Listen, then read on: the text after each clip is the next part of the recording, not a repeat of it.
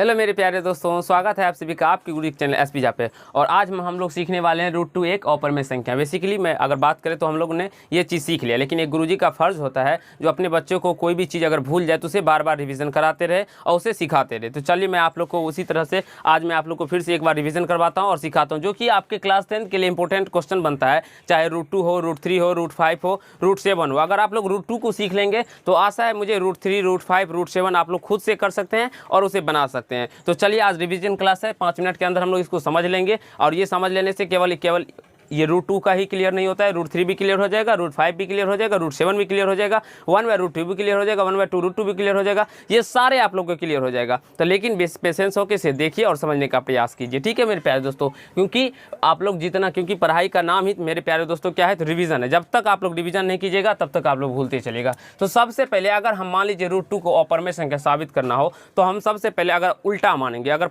अपरिमेय साबित करना हो तो हम लोग परिमेय मान लेंगे, ठीक है मेरे प्यारे दोस्तों। चलिए इसे हल करते हैं। देखिए मेरे प्यारे दोस्तों, माना कि रूट 2 एक परिमेय संख्या है, एक परिमेय संख्या है, ठीक है मेरे प्यारे दोस्तों। आप सभी को पता होगा रूट 2 क्या है, मान लिया हम लोग परिमेय संख्या है। तो इसीलिए रूट 2 बराबर क्या हो जाएगा, p/q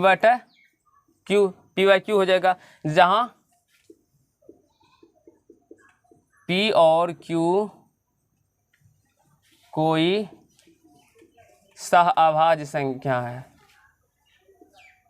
सहअभाज्य संख्या हो तथा q नॉट इक्वल टू 0 हो। मेरे प्यारे दोस्तों यहाँ तक आप लोग समझ गए होंगे। अगर मैं आप लोग को, बहुत ऐसे बच्चे होते हैं जिसे लगता है हाँ हमें बन जाएगा, लेकिन आप बना के प्रयास कीजिए, आपको गारंटी ही नहीं बनेगा, क्योंकि आप लोग को प्रैक्टिस नहीं जाता है। इसीलिए प्रैक्टिस कीजिए तभी आपसे बनेंगे। मेरे प्यारे दोस्तों, माना कि रूट 2 एक परिमेय संख्या है, इसीलिए रूट 2 बराबर p/q, जहाँ p और q कोई सहअभाज्य संख्या है तथा q नॉट इक्वल टू 0 हो। मेरे प्यारे दोस्तों स्क्वायरिंग बोथ साइड कर दीजिए, यानी कि दोनों तरफ वर्ग करने पर, दोनों तरफ वर्ग करने पर वर्ग करेंगे, इधर रूट 2 का वर्ग करेंगे और यहाँ पे हम p/q का वर्ग करेंगे।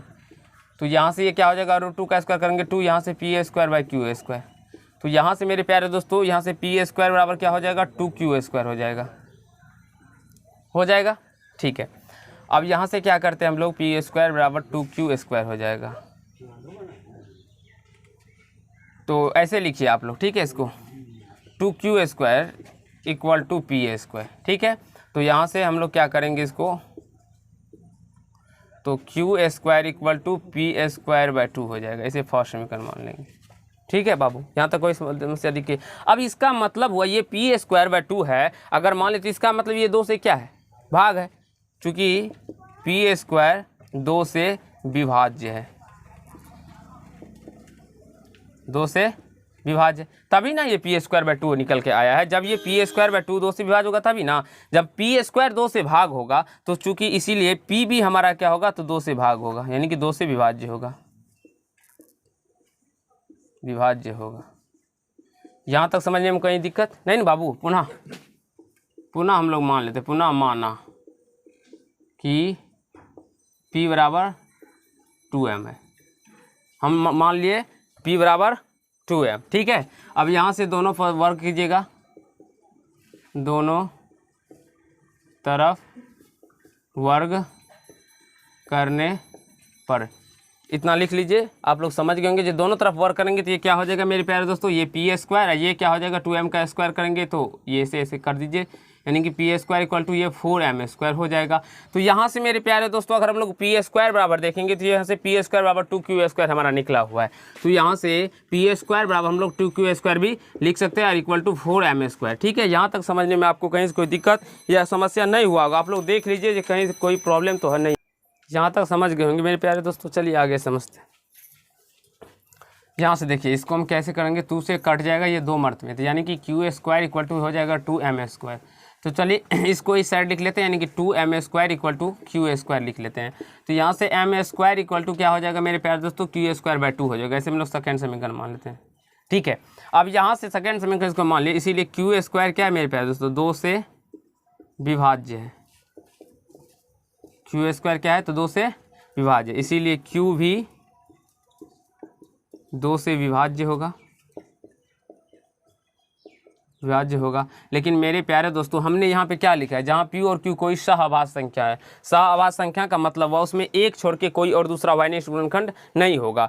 तो यहाँ पे तो 2 R है उसमें उभयनिष्ठ गुणनखंड, इसीलिए समीकरण फर्स्ट तथा सेकंड से, समीकरण फर्स्ट तथा सेकंड से स्पष्ट है कि √2 एक परिमेय संख्या है, परिमेय संख्या है, यह मानना गलत है, यह मानना गलत है। मेरे प्यारे दोस्तों ये आपके एग्ज़ाम में 3 नंबर या तो 5 नंबर में आएंगे, गलत है। अतः √2 एक अपरिमेय संख्या है।